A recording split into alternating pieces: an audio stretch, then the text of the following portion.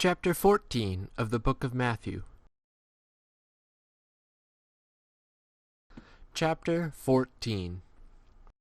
At that time Herod the Tetrarch heard of the fame of Jesus, and said to his servants, "This is John the Baptist. He is risen from the dead, and because of this these works of power display their force in him." For Herod had laid hold on John, and had bound him and put him in prison on account of Herodias, the wife of Philip his brother. For John said to him, "It is not lawful for thee to have her." And while desiring to kill him, he feared the crowd, because they held him for a prophet. But when Herod's birthday was celebrated, the daughter of Herodias danced before them, and pleased Herod. Whereupon he promised with oath to give her whatsoever she should ask. But she, being set on by her mother, says, "Give me here upon a dish the head of John the Baptist." And the king was grieved. But on account of the oaths and those lying at table with him, he commanded it to be given. And he sent and beheaded John in the prison. And his head was brought upon a dish, and was given to the damsel, and she carried it to her mother. And his disciples came and took the body, and buried it, and came and brought word to Jesus. And Jesus, having heard it, withdrew thence by ship to a desert place apart. And the crowds, having heard of it, followed him on foot from the cities. And going out he saw a great crowd, and was moved with compassion about them, and healed their infirm. But when even was come, his disciples came to him, saying, "The place is desert, and much of the daytime already gone by. Dismiss the crowds, that they may go into the villages and buy food for themselves." But Jesus said to them, "They have no need to go. Give ye them to eat." But they say to him, "We have not here save 5 loaves and 2 fishes.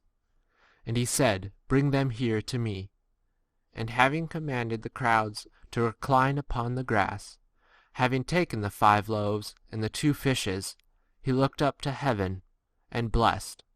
And having broken the loaves, he gave them to the disciples, and the disciples gave them to the crowds.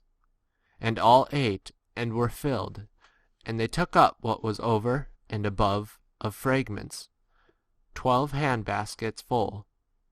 But those that had eaten were about 5,000 men, besides women and children. And immediately he compelled the disciples to go on board ship, and to go on before him to the other side, until he should have dismissed the crowds. And having dismissed the crowds, he went up into the mountain apart to pray. And when even was come, he was alone there, but the ship was already in the middle of the sea, tossed by the waves, for the wind was contrary. But in the 4th watch of the night he went off to them, walking on the sea. And the disciples, seeing him walking on the sea, were troubled, saying, "It is an apparition." And they cried out through fear. But Jesus immediately spoke to them, saying, "Take courage, it is I. Be not afraid." And Peter answering him said, "Lord, if it be thou, command me to come to thee upon the waters." And he said, "Come." And Peter, having descended from the ship, walked upon the waters to go to Jesus. But seeing the wind strong, he was afraid, and beginning to sink, he cried out, saying, "Lord, save me."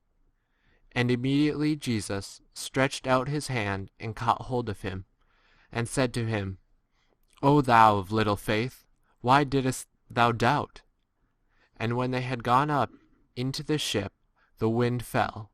But those in the ship came and did homage to him, saying, "Truly thou art God's Son." And having crossed over, they came to the land of Gennesaret.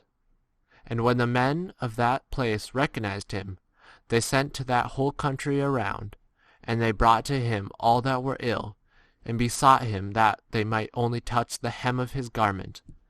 And as many as touched were made thoroughly well.